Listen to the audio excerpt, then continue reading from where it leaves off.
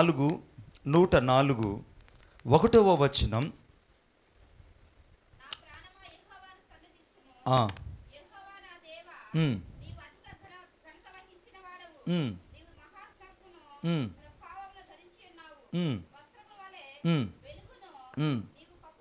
వస్త్రము వలె వెలుగును కప్పుకొని ఉన్నావు, తెరను పరిచినట్టు ఆకాశ విశాలమును నువ్వు పరిచి ఉన్నావు. జలములలో ఆయన తన గదుల దూలమును వేసి ఉన్నాడు, మేఘములను తనకు వాహనముగా చేసుకుని ఉన్నాడు, గాలి రెక్కల మీద గమనము చేయుచున్నాడు. వాయువులను తనకు దూతలుగాను అగ్ని జ్వాలలను తనకు పరిచారకులుగాను ఆయన చేసుకుని ఉన్నాడు.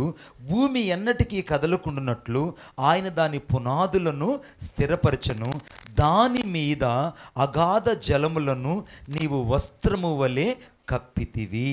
ఆమేన్. ఈ వాక్యములో నేను ఆయన మొదట 104వ దావీదు కీర్తనలో 2వ వచనంలో వెలుగునంట వస్త్రములాగా కప్పాడట. ఆమేన్ చెప్పండి గట్టిగా. ఒక వస్త్రాన్ని ఈ సృష్టి యావత్తు ఆయన ఇలా కప్పాడు. వస్త్రాన్ని కప్పినప్పుడు ఈ సృష్టికి ఏమొచ్చిందట? వెలుగు వచ్చింది. వస్త్రాన్ని కప్పితే ఏమొచ్చింది? వెలుగు వచ్చింది. ఎటువంటి వెలుగు వచ్చింది అని అంటే ఈ భూమి అంతా కూడా ప్రకాశించింది. ఇప్పుడు ఈ భూమి ప్రకాశించి వెలుగుమయంగా ఉందంటే దాని అర్థం ఏంటి? దేవుడు తన వస్త్రమును ఈ భూమి మీద కప్పాడు. ఆమేన్. ఇప్పుడు వెలుగు ఎక్కడి నుంచి వచ్చిందనంటే ఆది కాండమైన వెలుగు కలుగునుగాక అని పలికినప్పుడు ఆ దేవుడు తన వస్త్రమును ఈ భూలోకం మీద కప్పాడు కనుకనే ఈ భూలోకం అంతా వెలుగుమయమైంది. ఆమేన్ చెప్పండి గట్టిగా. రెండో విషయం చెప్తున్నాను. అసలుకి ఈ వస్త్రాన్ని ఆయన భూమి మీదకు ఎందుకు కప్పాల్సి వచ్చింది? భూమి మీదకు ఆయన ఈ వస్త్రాన్ని ఎందుకు కప్పాల్సి వచ్చింది అనంటే యెషయా గ్రంథం 6వ అధ్యాయం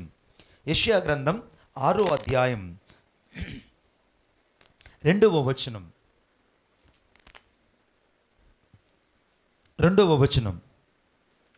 6వ అధ్యాయం 2వ వచనం. నేనే చదవనా? అది మీరు మొదటి వచనం చదువుతున్నారు. రాజైన ఉజ్జయ మృతి నిందిన మొదటి సంవత్సరం ఆయన పైగా శరాపులు నిలిచి ఉండెను, ఒక్కొక్కరికి 6 రెక్కలు ఉండెను. ప్రతివాడు 2 రెక్కలతో తమ ముఖమును రెంటితో తన కాళ్లను కప్పుకొనుచు 2తో ఎగురుతూ ఉన్నాడు. ఆమేన్ చెప్పండి గట్టిగా. ఇప్పుడు దేవుడు అర్థమైందా? ఎగురుతున్నారు, దేవదూతలు ఎగురుతున్నాయి. తర్వాతమ్మా, వారి సైన్యములకు అధిపతికి యెహోవా పరిశుద్ధుడు సర్వలోకము ఆయన మహిమతో నిండి ఉన్నది.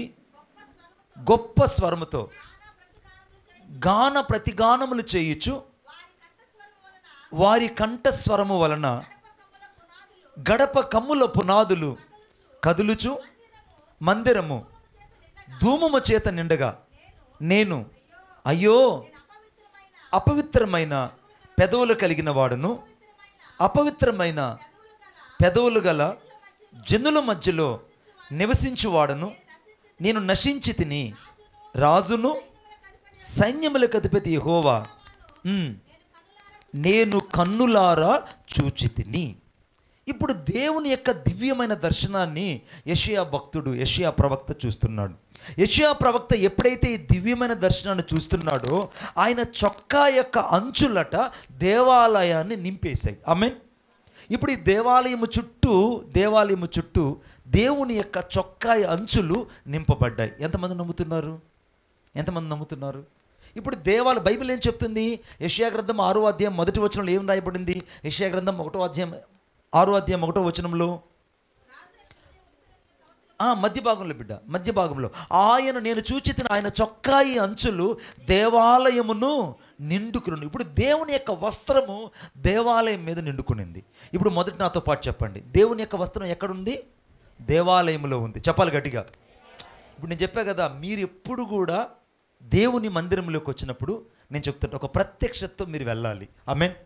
ఎలా వెళ్ళాలి? మీరు ఇక్కడి నుంచి ఒక ప్రత్యక్షత, సమ్ రెవల్యూషన్ ఈ started to your the life, you will be left from this place. ఇక్కడి నుంచి మీరు వెళ్ళాలి అంటే దేవుని యొక్క ఒక రెవల్యూషన్తో మీరు ఇక్కడి నుంచి వెళ్ళాలి. ఆమేన్. ఇప్పుడు చొక్కాయి అంచులు దేవుని యొక్క వస్త్రము ఎక్కడ నిండుకొని ఉన్నది? దేవాలయం. ఇప్పుడు దేవుని యొక్క వస్త్రము, ఈ యొక్క వెలుగు ఎలా వచ్చింది భూమి మీదకు? చెప్పాలి. దేవుని యొక్క వెలుగు ఎలా వచ్చింది? నోటి మాట వలన. రెండవదిగా దేవుడు తన వస్త్రమును ఈ భూమి మీద కప్పాడు. అర్థమైందని చెప్పేది? భూమి మీద దేవుడు కప్పాడు. మొదటిదేమో దేవుని వస్త్రం మందిరం మీద నింపబడి ఉన్నది, అనగా మందిరం చుట్టూ దేవుని వస్త్రం ఉన్నది. రెండవదిగా భూమి చుట్టూ దేవుని యొక్క వస్త్రము ఎప్పుడైతే కప్పాడో అప్పుడు వెలుగు కలిగింది. మూడవదిగా చూద్దాం. రండి, నాతో పాటు రండి. అందరూ బైబిల్ తీయాలని కోరుకుంటున్నాను.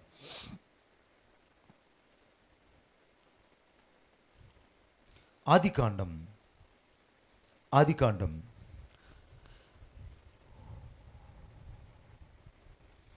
2వ అధ్యాయము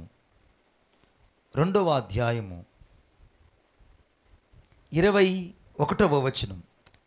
3వ అధ్యాయం 21వ వచనం. దేవుడైన యెహోవా ఆదామునకు అతని భార్యకు చర్మపు వస్త్రాలను చేయించి వారికి తొడిగించి బయటికి పంపించాడు. ఆమేన్ చెప్పండి గట్టిగా. ఇప్పుడు బాగా చూడండి, దేవుడు చర్మపు వస్త్రాలను లేదా చర్మపు చొక్కాయిలను, చొక్కాయి అన్న వస్త్రమైన రెండు ఒకటే. ఇప్పుడు దేవుడు చర్మపు చొక్కాలను తొడిగించి ఎవరికి తొడిగించాడు? ఆదాముకు అవ్వకు తొడిగించాడు. ఇప్పుడు ఆదాము అవ్వలు ఎలా ఉన్నారంటే దిగంబరులుగా ఉన్నారు. దేవుడు తినవద్దన్న పండు తిన్నారు, ఇద్దరు దిగంబరులు అయ్యారు, దేవుని దృష్టికి పాపం చేశారు. ఏదైనాలో నుంచి వారు ఎలా ఉన్నారంటే భయకంపితులైపోయారు. సర్పము వారిని మోసపుచ్చినందున మొదటి హవ్వ తినింది, ఆ తరువాత ఆదాము తిన్నాడు. ఇద్దరు తిన్న తరువాత దిగంబరులయ్యి ఇద్దరు వెళ్ళి చెట్ల చాటు దాక్కున్నారు. సాయంత్రం పూట దేవుడు వచ్చాడు. ఆదాము నువ్వు ఎక్కడున్నావు అనంటే దేవుని కుమారుడైనటువంటి ఆదాము దేవుని దగ్గరికి రాలేదు. కారణం ఏంటంటే అతడు దిగంబరుడుగా ఉన్నాడు.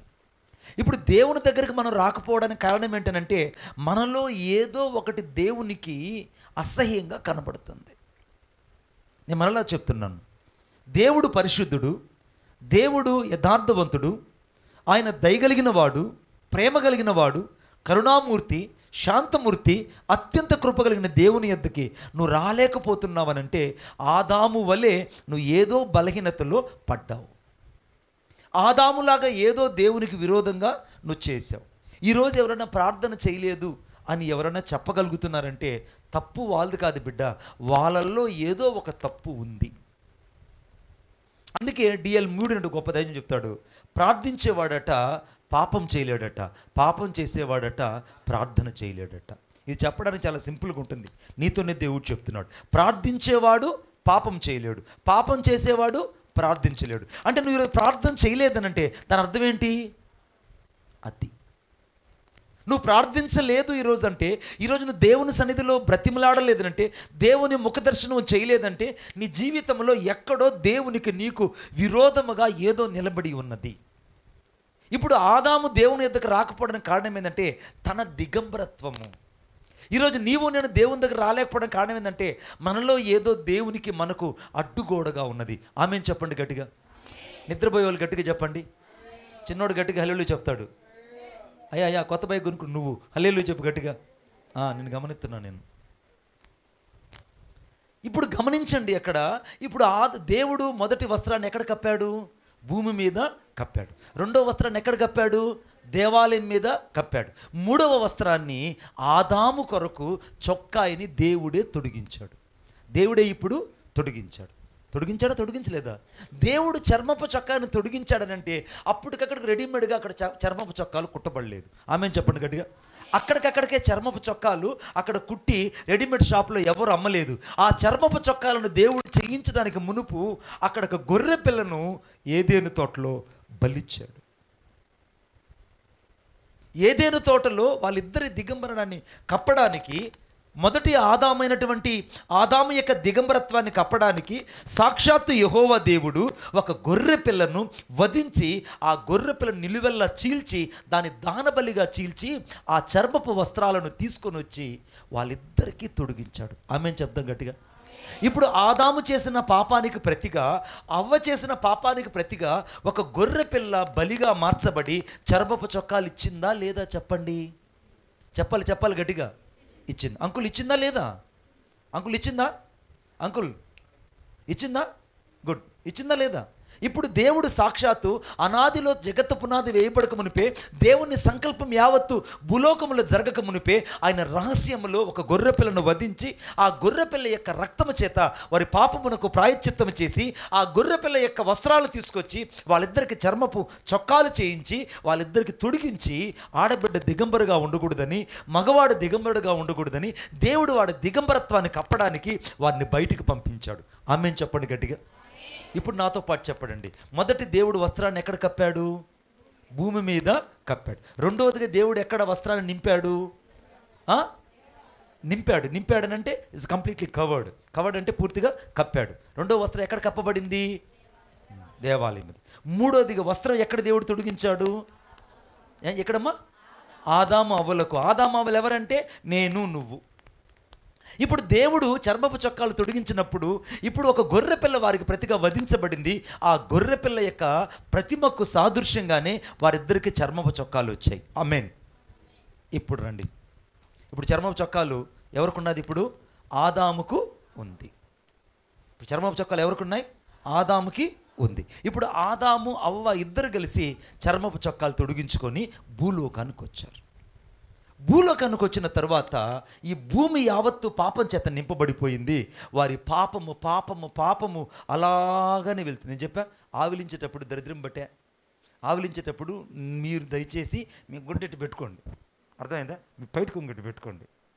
మీరు ఆవులించేటప్పుడు ఆవులిచ్చారనుకో, అర్థమైందా? అని పక్కన వాళ్ళు ఊయండి. నీ వల్ల పక్కన వాళ్ళకి దెయ్యాలు సోకుతాయి. లైవ్లో అది కట్ చేయరు నాయన, మళ్ళీ నేను కట్ చేస్తలే. నీ వల్ల డిస్టర్బెన్స్. ఇప్పుడు ఏం చేసిందనంటే దేవుని యొక్క వాక్యం ఏం చెప్తుందంటే, ఇప్పుడు ఆదాము అవ్వలు ఇద్దరు కూడా చర్మపు చొక్కాలు తొడిగించుకొని బయటకు వచ్చారు. ఆమేన్ చెప్పండి గట్టిగా. ఇప్పుడు చర్మపు చొక్కాలు తొడిగించుకున్నటువంటి వీళ్ళిద్దరూ ఏమయ్యారు? బైబిల్ ఏం చెప్తుందో చూద్దాం. మొదటి కొరింథీయులకు రాసిన పత్రిక. అందరి దగ్గర బైబిల్ ఉన్నాయిగా, మరి తీయండి. మొదటి కొరింథీయులకు రాసిన పత్రిక, మొదటి కొరింథీయులకు రాసిన పత్రిక 15వ అధ్యాయము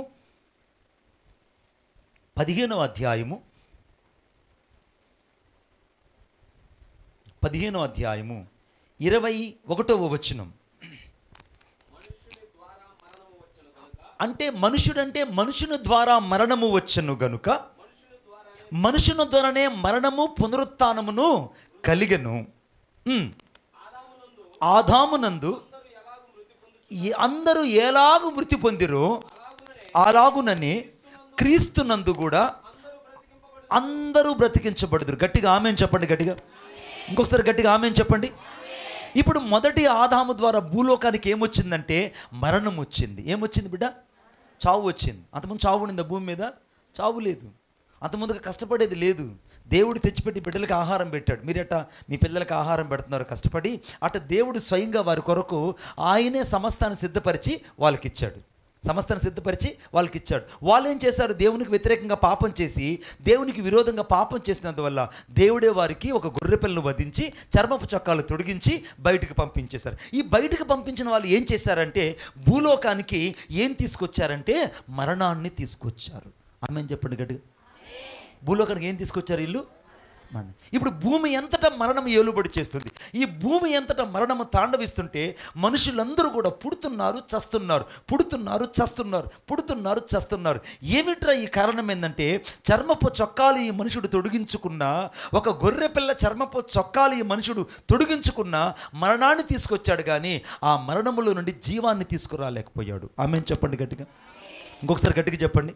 ఇప్పుడు మరణములో నుండి జీవమును తీసుకురాలేకపోయాడు ఈ యొక్క ఆదాము. రెండవది, ఈ ఆదాము ఏం చేశాడంటే దేవుని యందు అనగా మనుషులు ఎలాగూ మృతి పొందుచున్నారో, మనుషులకు ఎలాగో వరుస ప్రకారంగా మృతి నొందారో అలాగనే ఆదాము పుణ్యమాని ఈ భూమి అంతటా కూడా మరణము ఏలుబడి చేసింది. ఈ సమయంలో దేవుడు ఆలోచించాడు, ఇది నా విషయం. దేవుడు ఆలోచించాడు. ఏమని ఆలోచించాడు? ఇప్పుడు నాతో పాటు చూడండి. దేవుడు ఏమని ఆలోచించాడు? దేవుడు ఏమని ఆలోచించాడు?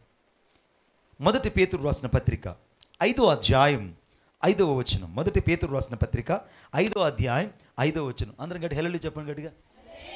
పక్కన వాళ్ళు కైదట్టుని సొల్లుంగనమ్మా.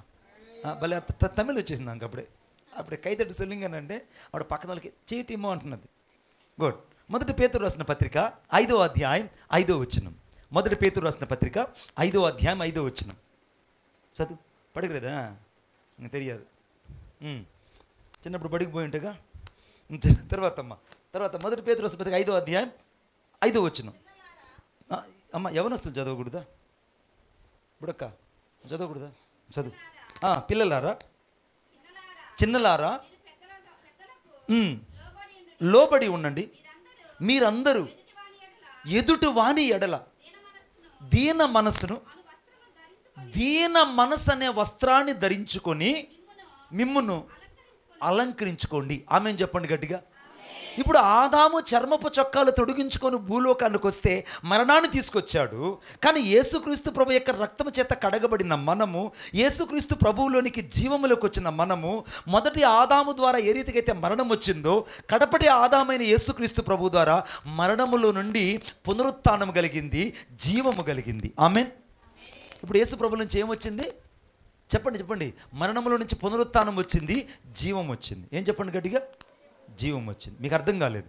ఇప్పుడు మొదటి ఆదాము మరణాన్ని భూలోకానికి తీసుకొస్తే, రెండవ ఆదామైనటువంటి లేదా కడపటి ఆదామైనటువంటి యేసుక్రీస్తు ప్రభు ద్వారా భూలోకానికి ఏమొచ్చింది?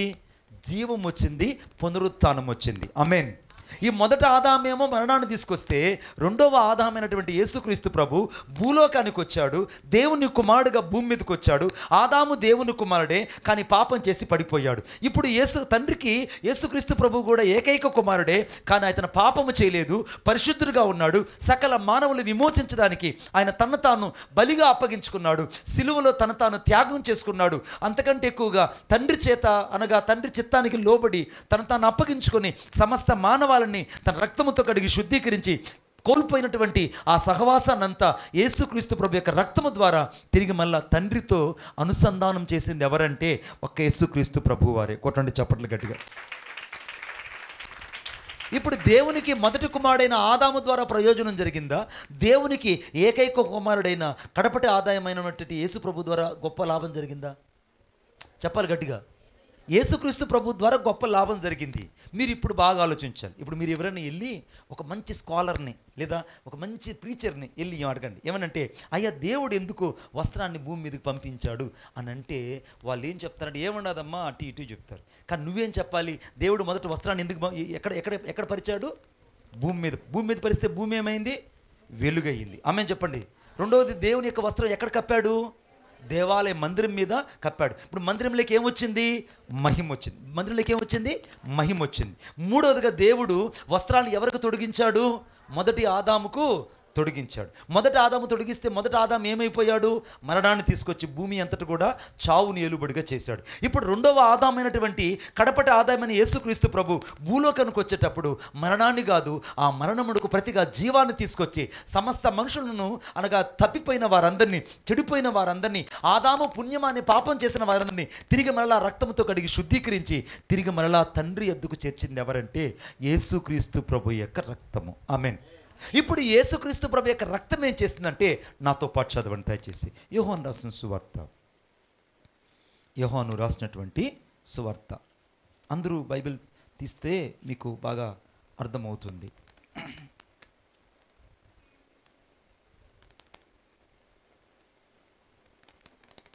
Thank you Jesus.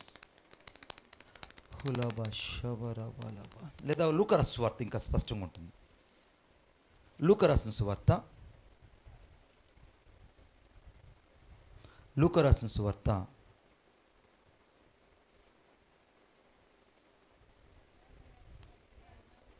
ఏమ్మా 23వ అధ్యాయము. అవ్వను వెళ్ళి గోడ కానుకో. 23:45 వచనం. సూర్యుడు గట్టిగా చదువు. ఏంటంటే సూర్యుడు అదృశ్యుడాయను, గర్భాలయపు తెర నడిమికి చినిగెను. గర్భాలయపు తెరకేముందంటే ఒక వస్త్రం ఉంది, ఆ వస్త్రము నిలువెల్లా చినిగిపోయింది. ఆమెన్ చెప్పండి గట్టిగా. ఇప్పుడు మనుషులకు దేవునికి మధ్య ఒక వస్త్రం ఉంది.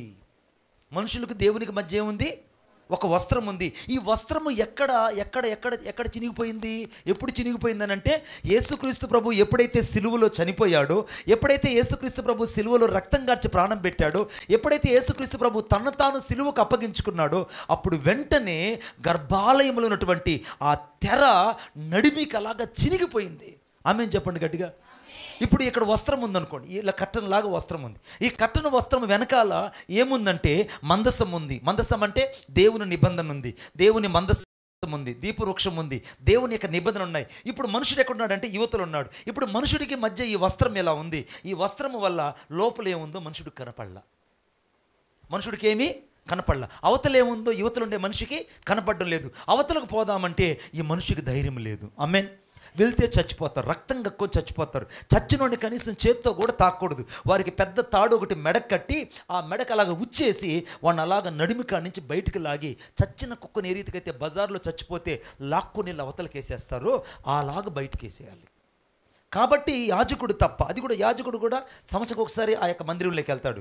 ఇది ఈ యొక్క ఆవరణలోకి ఇంకెవరు వెళ్ళరు, సంవత్సరం ఒకసారి వెళ్తారు. ఇప్పుడు సాక్షాత్ ఇప్పుడు యేసు ప్రభు ఎప్పుడైతే సిలువలో తన రక్తం గార్చి ప్రాణం పెట్టి చనిపోయాడో, వెంటనే ఈ తెర ఏమైందంటే అమాంతంగా చినిగిపోయింది. ఇప్పుడు దేవునికి మనిషికి ఇక ఏ యొక్క అడ్డు లేదు. కొట్టండి చప్పట్లు గట్టిగా, ఇంకా గట్టిగా. ఇప్పుడు దేవునికి మనిషికి ఏమి లేదు. ఇప్పుడు చెప్పండి, ఏం లేదు?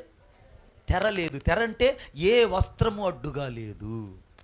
ఇప్పుడు అడ్డుగా ఉన్న వస్త్రము రెండుగా చిరిగిపోయింది. ఆ అడ్డుగున్న వస్త్రానికి నేను ఏమని పేరు పెడతానంటే ధర్మశాస్త్రపు వస్త్రము, లేదా ధర్మశాస్త్రం వల్ల కలుగు చేయబడిన వస్త్రము రెండుగా చినిగిపోయింది.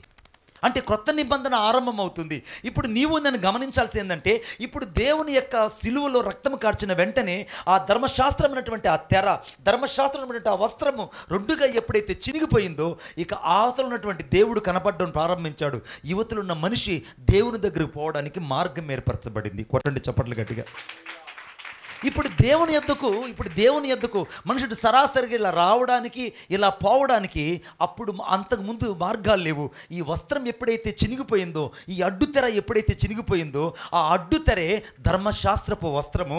ఆ అడ్డుతెరే దేవునికి మనిషికి మధ్య ఉన్నటువంటి ఒక అడ్డుగా ఉన్న వస్త్రము. ఆ అడ్డుగా ఉన్న వస్త్రం ఎప్పుడైతే చినిగిపోయిందో, అప్పుడు మనిషికి దేవునికి సత్సంబంధాలు ఏర్పడ్డాయి. ఆమేన్. ఇప్పుడు నాతో పాటు ఎన్ని వస్త్రాలు? ఇప్పుడు 4 వస్త్రాలు. 4 వస్త్రాలు. మొదటి వస్త్రం ఏంటి? భూమి మీద కప్పబడినటువంటి వస్త్రం. అది ఎక్కడ? 104వ దావీదు కీర్తన 1వ వచనం 2వ వచనంలో ఉంది. ఆమేన్. ఇప్పుడు ఆ వస్త్రం దేవుడు ఏం చేశాడు? భూమి మీద కప్పాడు. భూమి మీద కప్పగానే భూమికి ఏం వచ్చింది? బాగా చెప్పాలి. మొదట ఏం చేశాడు? వెలుగు వచ్చింది. భూమికి ఏం వచ్చింది? వెలుగు వచ్చింది. రెండవది, దేవుడు వస్త్రాన్ని ఏం చేశాడు? దేవాలయం మందిరం మీద కప్పాడు. మందిరంలోకి ఏమొచ్చింది? చెప్పాలి గట్టిగా, ఏమొచ్చింది? మహిమ వచ్చింది. మూడవదిగా దేవుడు వస్త్రాన్ని ఎవరికి తొడిగించాడు? మనిషికి, ఆదామైనటువంటి మనిషికి తొడిగించాడు. కానీ మనిషి పాపము చేసి దేవునికి దూరం అయిపోయి మరణాన్ని భూలోకానికి తీసుకొచ్చాడు. నాలుగోసారి దేవుడు ఏం చేశాడు? నాలుగోసారి దేవుడు ఉన్న వస్త్రాన్ని, అనగా ధర్మశాస్త్రమైన వస్త్రాన్ని తన కుమారుడైన యేసయ్య రక్తం చేత రెండుగా చీల్చేసి మనుషులకు రక్షణ దయచేశాడు. కొట్టండి చప్పట్లు గట్టిగా. చచ్చు చప్పట్ల ఏసే కొట్టేదా? చచ్చు చప్పట్లు ఏసే కొడతారా? ఏసే గట్టిగట్టాలి చప్పట్లు కొట్టాలంటే. ఇప్పుడు యేసయ్య ఇప్పుడు ఆ చిరిగిపోయిన వస్త్రం ఎప్పుడైతే అటు ఇటు చెదిరిపోయిందో మనుషులందరికీ ఏమొచ్చింది? ఇప్పుడు బిడ్డ రక్షణ వచ్చింది. ఏం చెప్పండి గట్టిగా? ఇప్పుడు కై కూడా సొల్లుంగమ్మా, తమిళ్ వచ్చేసి మా అమ్మకి కై కూడా సొల్లుంగ, పక్కన చెయ్యి చెప్పమ్మా, చెయ్యి చెప్పు. ఇప్పుడు ఆ వస్త్రము చినిగిపోవడం ద్వారా నాకు రక్షణ వచ్చింది. ఎంత గట్టిగా చెప్పాలి? ఆ రక్తం, ఆ యొక్క వస్త్రము చినిగిపోవడం, ధర్మశాస్త్రం అనే వస్త్రము చినిగిపోవడం ద్వారా నాకేమొచ్చింది? మరి చెప్పండి పక్కన వాళ్ళకి. ఏం చెప్పాలి? ఇప్పుడు రక్షణ వచ్చింది. ఇప్పుడు మొదటి వస్త్రం ద్వారా ఏమొచ్చింది? భూలోకానికి వెలుగు వచ్చింది. ఇప్పుడు చివరి వస్త్రం ద్వారా ఏమొచ్చింది మనిషికి? అది ఇక్కడుంది ట్విస్ట్. ఇప్పుడు మొదటి వస్త్రం ద్వారా భూలోకానికి వెలుగు వస్తే దేవుడు కడపటి వస్త్రం ద్వారా మనిషికి ఏం చేశాడు? రక్షణ తెచ్చాడు. ఇప్పుడు రక్షణలో వెలుగు ఉంది, వెలుగులో రక్షణ ఉంది. ఆ వెలుగు ఎవరో నేను మీకు చూపిస్తా. లూకా రాసిన సువార్త, లూకా రాసిన సువార్త. అందరూ బైబిల్ తీయాలని నేను కోరుకుంటున్నాను. అందరూ బైబిల్ తీయాలని నేను కోరుకుంటున్నాను. Thank you Jesus. లూకా రాసిన సువార్త రెండవ అధ్యాయము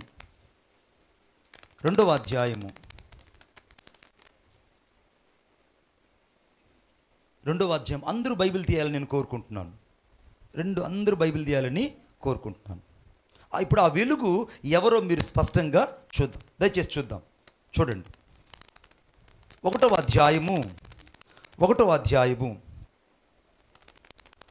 మధ్య భాగములో, అనగా 75వ వచనం మధ్య భాగములో, మన శత్రువుల చేతుల నుండి విడిపింపబడి మన జీవిత కాలమంతయు నిర్బలమై ఆయన సన్నిధిని పరిశుద్ధముగాను ఆయన సేవింపను అనుగ్రహించుటకు ఈ రక్షణ కలుగు చేసిన దేవుడే నజరేయుడైన యేసుక్రీస్తు ప్రభు. కొట్టు చప్పట్లు గట్టిగా, ఇంకా గట్టిగా.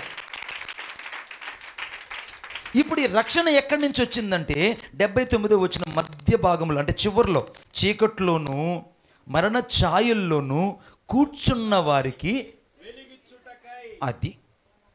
ఇప్పుడు ఆ వెలుగు ఎవరు? చెప్పాలి గట్టిగా. ఈ వెలుగు ఎవరు? ఇప్పుడు ఆ మొదటగా వస్త్రాన్ని కప్పినప్పుడు ఆ వెలుగు వచ్చిందే, ఆ వెలుగు ఎవరు? చెప్పరే గట్టిగా, ఇంకొకసారి గట్టిగా చెప్పరే. దేవుడు మొదటిసారిగా వస్త్రాన్ని కప్పినప్పుడు భూమి మీదకు ఏమొచ్చింది? వెలుగు వచ్చింది. ఇప్పుడు రెండవసారి ఈ వస్త్రాన్ని దేవుడు అనగా తెరను చించినప్పుడు మనుషులకి ఏమొచ్చింది? రక్షణ వచ్చింది. ఇప్పుడు రక్షణ అంటే ఎవరు? సాక్షాత్తు యేసుక్రీస్తు ప్రభు. వెలుగంటే ఎవరు? సాక్షాత్తు. ఎలా చెప్పావు నువ్వు? నేనే నిజమైన వెలుగునయ్యున్నా అన్నాడు. కొట్టు చప్పట్లు గట్టిగా. ఇప్పుడు యేసుక్రీస్తు ప్రభు వెలుగ్గా వచ్చాడు. ఆరంభంలో భూమి మీద కప్పినప్పుడు ఏ మనుషుడు ఆయన గుర్తించలా. ఎప్పుడైతే ఆయన సిలువలో రక్తము కార్చి తాను బలిగా మారాడో అప్పుడు ఆ యొక్క వస్త్రపు, ధర్మశాస్త్రం అనే వస్త్రము, పాపం అనే వస్త్రం ఎప్పుడైతే అలాగ రెండుగా చినిగిపోయిందో వెంటనే మనిషికి రక్షణ వచ్చింది. ఆ రక్షణలో కూడిన ఆనందము మనిషికి వెలుగిచ్చింది. ఆమెను చెప్పండి గట్టిగా, ఇంకోసారి గట్టిగా చెప్పండి. ఇప్పుడు ఏం చేశాడు దేవుడు? వెలుగిచ్చాడు. ఆ వెలుగు ఎవరంటే? చెప్పాలి గట్టిగా. ఇప్పుడు ఆ భూమి మీద కప్పబడిన వస్త్రం నుంచి ఏమొచ్చిందంటే వెలుగు వచ్చిందా? యేసుప్రభు వచ్చాడా? చెప్పాలి గట్టిగా. యేసుప్రభువే వచ్చాడు. ఆ యేసుప్రభువుని వెలుగు అంటే ఎవరు? యేసుప్రభు. వెలుగన్న ఎవరు? యేసుప్రభు. ఎందుకు వెలుగు యేసుప్రభు అంటే నేనే లోకమునకు నిజమైన వెలుగునన్నాడు. చీకట్లో కూర్చున్న వారికి ఆశ్చర్యమైన వెలుగును ప్రకాశించింది ఎవరంటే యేసుక్రీస్తు ప్రభు. ఆదిలో మర్మముగా ఆయన వెలుగుగా కనబడితే మనుషులు ఎవరికి అర్థం కాలేదు. ఆ వెలుగు ఎప్పుడైతే ఈ చీకటి హృదయంలో వెలుగుగా ఉదయించి అనుగ్రహించబడిందో వెంటనే రక్షణ నాకు దయచేయబడింది. కొట్టు చప్పట్లు గట్టిగా. ఇప్పుడు మనమందరం ఇప్పుడు ఎవరు? వెలుగును కలిగి ఉన్నాము, రక్షణ కలిగి ఉన్నాం. ఆమె చెప్పండి గట్టిగా. ఇప్పుడు మనకు ఊరకనే దేవుడు మనకేమన్నా ఇచ్చేసినాడు అని అంటే మన జీవితంలో మొదట ఏం జరిగింది? భూమి మీద దేవుడు తన వస్త్రాన్ని కప్పినప్పుడు వెలుగును కలిగి చేశాడు. ఆ వెలుగు ఎవరు? యేసుక్రీస్తు ప్రభు.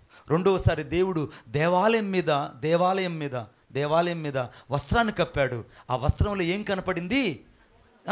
బలి చెప్పేస్తారు ఫాస్ట్గా ఇలా ఏం రా నాయన ఎంత ఫాస్ట్గా ఇలా. ఆ వస్త్రాన్ని కప్పినప్పుడు ఆ వస్త్రము దేవాలయం నిండుకొని ఉన్నప్పుడు దేవాలయంలోకి ఏమొచ్చింది? ఇంకా ఏమొచ్చింది? అసలుగా మహిమ ఎవరో చూద్దాం రండి. యోహాను రాసిన సువార్త 15వ అధ్యాయం.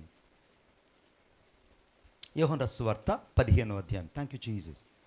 15వ అధ్యాయం. అందరూ బైబిల్ తీయాలని నేను కోరుకుంటున్నాను. చూడండి నాతో పాటు దయచేసి అందరూ. 17 కాబట్టి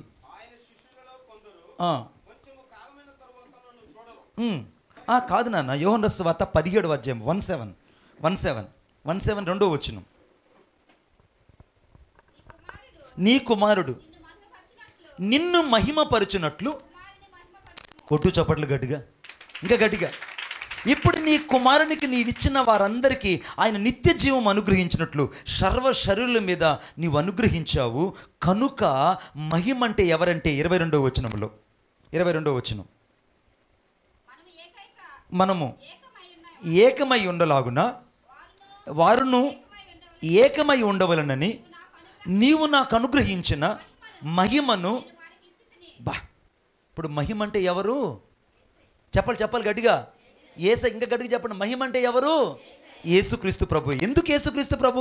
యోహాను సువార్త 10వ అధ్యాయం 17వ అధ్యాయం 1వ వచనంలో ఆయన మహిమ పరచబడి ఉన్నాడు. 10వ వచనం చదువుదామా? 10వ వచనం తలగిరుకోవడం కాదు, 10వ వచనం చదవండి ఒకసారి.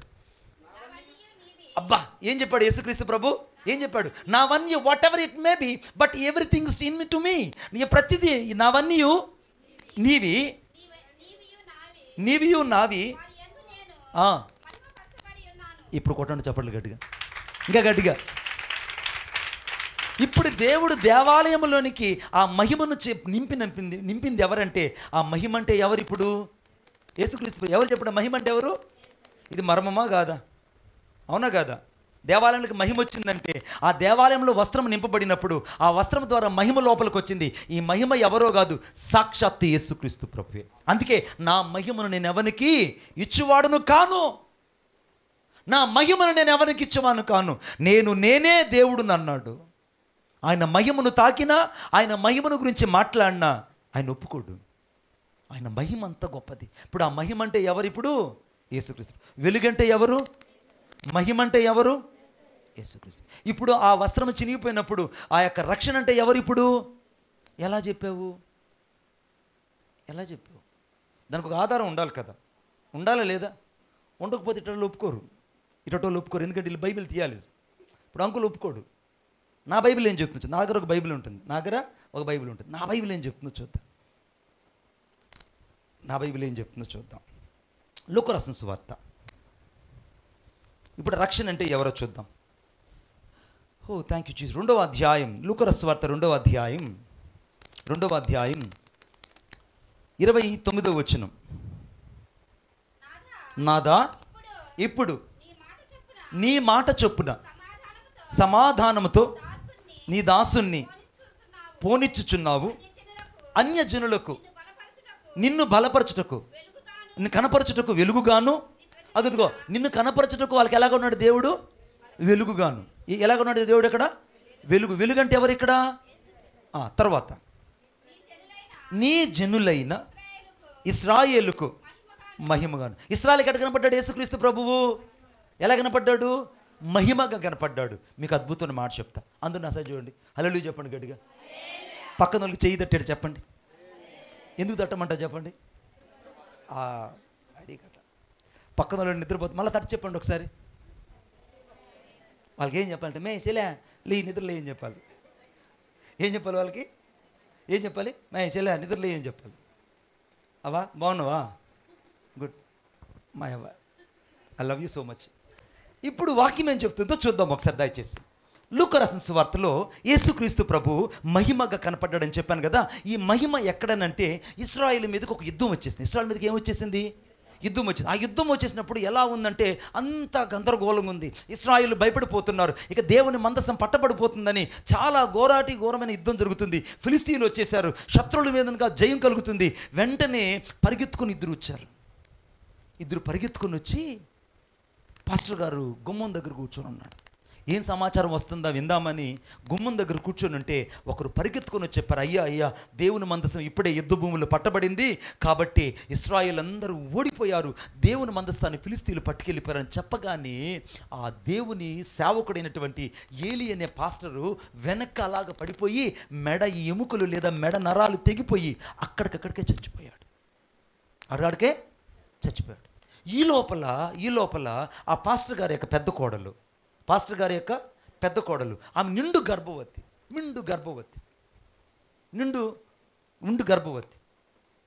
ఆ యొక్క ఫినేస్ యొక్క భార్య నిండు గర్భవతి. పాస్టర్ గారు రెండో కొరకు హొప్ని ఫినేస్ల వాళ్ళు, ఫినేస్ రెండవ అనే చిన్న కోడలు, ఆమె నిండు గర్భవతి. ఆమె ఒక్కసారిగా ఉన్నట్టుగుండి మోకాళ్ళ మీద అట్లే పడిపోయింది. మోకాళ్ళ మీద ఏం పడిపోయింది? నిండు గర్భవతి మోకాళ్ళ మీద పడిపోతే ఎంత కష్టం, అవును కదా? మనం అంత తల్లులే కదా. అవును కదా బిడ్డ, చాలా కష్టం. నిండు గర్భవతి అమాంతంగా మోకాల మీద పడిపోగానే ఆ తల్లి ఉన్నట్టుకుండి మాయ బిడ్డ ఇద్దరు బయట వచ్చేసారు. మోకాళ్ళ మీద ప్రసవించడం అంటే చాలా కష్టం. మోకాళ్ళ మీద ఎప్పుడైతే ప్రసవించిందో ఆ బిడ్డను వాళ్ళు బయటకు తీసి, ఏమ్మా నీకు మగబిడ్డ పుట్టాడే అనింది. ఏం చెప్పారు వాళ్ళు? నీకు మగబిడ్డ పుట్టారు అని అనగానే ఆ బిడ్డకు ఆమె పేరు పెట్టింది ఈకాబోద్ అని పేరు పెట్టింది. ఈకాబోద్ అనే మాటకు అర్థం ఏంటంటే దేవుని మహిమ ఇశ్రాయేలు నుండి వెడలిపోయెను అని రాయబడింది. ఇప్పుడు తెలుగులో ఏమని పడిందంటే the glory has gone from the Israelites. ఇస్రాయేల్లో నుండి దేవుని మహిమ వెళ్ళిపోయింది. ఇస్రాయేల్ ఇప్పుడు దేవుని మహిమను మొదటి సమూయేలు గ్రంథంలో పోగొట్టుకున్నారు. అవునా కాదు చెప్పండి? యాంద్ర ఎట్టున్నారు ఇలా ఒరే యారు వీళ్ళకే గట్టిగా వెళ్ళి చెప్పండి గట్టిగా. ఈ కెమెరా వల్ల నేను ఆడదాకా రాలేకపోతున్నా. ఇది ఎందుకంటే మా వాళ్ళు ఇప్పుడు ఇస్రాయేల్కి ఏం పోయింది చెప్పండి? ఇస్రాయేల్ మధ్యలో ఏం పోయింది? దేవుని మహిమ పోయింది. ఏం పోయింది బిడ్డ? ఏం పోయింది? దేవుని మహిమ. ఎందుకంటే ఇస్రాయేల్లో ఆ యొక్క పాస్టర్ గారి యొక్క పెద్ద కోడళ్ళు అనగా ఆ తల్లిగారు అలాగా ప్రసవించింది, మోకాళ్ళ మీద పడింది. పడగానే ఆ యొక్క గర్భం నుంచి ఆ బిడ్డ బయటకు రాగానే నీరుకుండా అలాగనే బిడ్డ బయటకు రాగానే జనులంతా భయపడిపోయారు. ఓయమ్మ ఇదేందమ్మా ఈ విచిత్రమైన డెలివరీ ఉండదు, ఈ డెలివరీని చూస్తే అందరికి భయం ఉండదని చెప్పి అందరంటే ఏం పేరు పెడదామా బిడ్డకి చెప్పానంటే నీ భర్త పేరు మీ బావ పేరేమో హోప్ని, మీ భర్త పేరేమో ఫినేసు, మరి నువ్వేం మీ మామ పేరేమో ఏలి, మరి నువ్వు ఏం పేరు పెడతావనంటే నా బిడ్డకు ఈకాబోద్ అని పేరు పెట్టండి అని చెప్పింది. ఈకాబోద్ అంటే దేవుని మహిమ మా మధ్యలోంచి వెళ్ళిపోయింది. ఇప్పుడు ఇశ్రాయేళ్ల మధ్యలో నుంచి దేవుని మహిమ వెళ్ళిపోయింది. కాబట్టి ఆ వెళ్ళిపోయిన మహిమను తిరిగి మరలా యేసుక్రీస్తు ప్రభు ఇశ్రాయేలుకు మహిమగా వచ్చాడు. కొట్టు చప్పట్లు గట్టిగా. ఇప్పుడు ఇశ్రాయేలులు అక్కడ పోగొట్టుకున్న మహిమను, ఎక్కడ పోగొట్టుకున్న మహిమను? ఫిలిస్తీయుల యొక్క దేశంలోకి దేవుని మందసం పట్టబడినప్పుడు ఆ మహిమ ఏ రీతిగా అయితే పోయిందో అదే మహిమను తిరిగి మరలా యేసుక్రీస్తు ప్రభు ఇశ్రాయేలీలకు మహిమగా వచ్చాడు. కొట్టు చప్పట్లు గట్టిగా. అది ఇక్కడ రాయబడింది. ఎక్కడ? లూకా రాసిన సువార్త 2వ అధ్యాయము 32వ వచనంలో నీ ప్రజలైన ఇశ్రాయేలుకు మహిమగా. ఇప్పుడు ఇశ్రాయేలుకి ఎవరు మహిమ? చెప్పక ఎవరికా మహిమ? ఇప్పుడు మహిమ అంటే ఎవరికా? మహిమ అంటే ఎవరు? యేసయ్యే. చెప్పాలి గట్టిగా. మహిమ అంటే ఎవరు? ఇంకొకసారి చెప్పండి. వెలుగు అంటే ఎవరు? రక్షణ అంటే ఎవరు? ఎక్కడ చెప్పినా అదే కదా నా ప్రశ్న అప్పటి నుంచి ఇప్పటికీ. నీకు వెలుగు అంటే తెలిసిపోయింది, ఇప్పుడు మహిమ అంటే ఎవరో నీకు తెలిసిపోయింది, మరి రక్షణ అంటే నీకు ఎలా తెలిసింది? ఇప్పుడు చదవండి నాతో పాటు. లూకా రాసిన సువార్త 2వ అధ్యాయం 32వ వచనం. నీవు సకల ప్రజల ఎదుట నీవు సిద్ధపరిచిన నీ రక్షణను నేను కండ్లారా చూచి తిని అన్నాడు. ఆమెను చెప్పండి గట్టిగా. ఏమా ఎవరైనా రక్షించబడ్డావా అని అంటే నేను రక్షించబడ్డాను, పలానా టైంలో రక్షించబడ్డాం అంటాం. అంకుల్ అంతే కదా? అంకుల్ ఏమంటాం? రక్షించబడ్డావా అని అంటే ఏం చెప్తాం? రక్షించబడ్డాను అంకుల్. నేను ఎప్పుడు రక్షించబడ్డానంటే 3వ తేదీ 5వ నెల 1997లో రక్షించబడ్డాను. 97లో రక్షించబడ్డాను. రక్షించబడిన నన్ను దేవుడు రక్షించుకున్నాడు. మరి నీ రక్షణ నువ్వు కళ్ళారా చూసామనంటే నీ రక్షణ నువ్వు కళ్ళారా చూడడం సాధ్యమేనా? నీ గుండెను నువ్వు తీసుకొని చేతిలో చూసి గుండె బాగున్నావా మళ్ళీ వెళ్ళిపో అని చెప్పడానికి సాధ్యపడుతుందా? చెప్పండి గట్టిగా. సాధ్యపడుతుంది? గుండెని మళ్ళీ బయట తీసుకొని శుభ్రంగా తుడిచి నువ్వు వాడుకున్న సంతూర్ సోపు, ఏమో నువ్వు వాడతావు సోపు, సంతూర్ సోపు మళ్ళీ గుండె చుట్టూ రాసి నాకు fair and lovely spans powder రాసి, అర్థమైందా, అప్పుడప్పుడు పర్ఫ్యూమ్ కొట్టి మళ్ళీ ఆ గుండెని లోపల వేసుకొని కుట్లు వేసుకొని నువ్వు బజారుకు పోవడానికి సాధ్యపడుతుందా? మరి ఇప్పుడు బైబిల్ ఏం చెప్తుంది? నీ రక్షణ నేను కళ్ళారా చూస్తున్నాను అన్నాడు. ఇప్పుడు రక్షణను కళ్ళారా చూడడం ఎలా సాధ్యపడిందంటే ఆ సుమయోను ప్రవక్త దగ్గరికి ఎప్పుడైతే సాక్షాత్తు యేసేపు మరియాలు, మన పాస్టర్ గారు కాదు, యేసేపు మరియాలు ఎప్పుడైతే యేసుక్రీస్తు ప్రభువుని ఆ పాస్టర్ గారి దగ్గరికి తీసుకెళ్లారో ఆ పాస్టర్ గారు ఆ చిన్న బిడ్డను పట్టుకొని ఇలాగ 8 రోజుల బిడ్డనట్టు చేతులు ఇటు పట్టుకొని, నాదా నీ రక్షణ నేను కళ్ళారా చూడడానికి సహాయం చేసావయ్యా అని. రక్షణ అంటే యేసుక్రీస్తు ప్రభువే. కొట్టు చప్పట్లు గట్టిగా.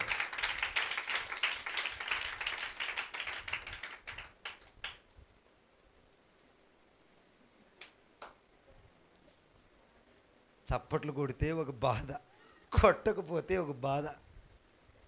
ఎట్ట మణిబాబు అన్నతో నా బైబిల్ ఏం చెప్తుందో చూద్దాం. మత్తయి రాసిన సువార్త 1వ అధ్యాయము 21వ వచనం.